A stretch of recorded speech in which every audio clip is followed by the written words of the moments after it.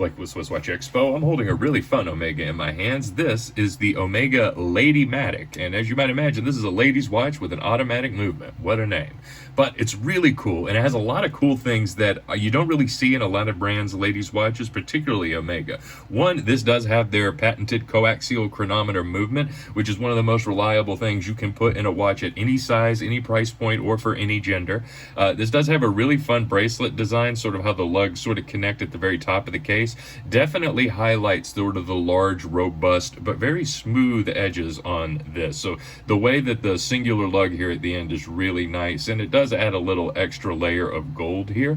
Otherwise, the dial pattern is absolutely incredible, and something that you hardly ever see on any ladies' watches, especially as dressy as this, is an exhibition case back displaying this beautiful looking coaxial movement. Don't waste your time. I don't see these often, so get one on your wrist right now at SwissWatchExpo.com.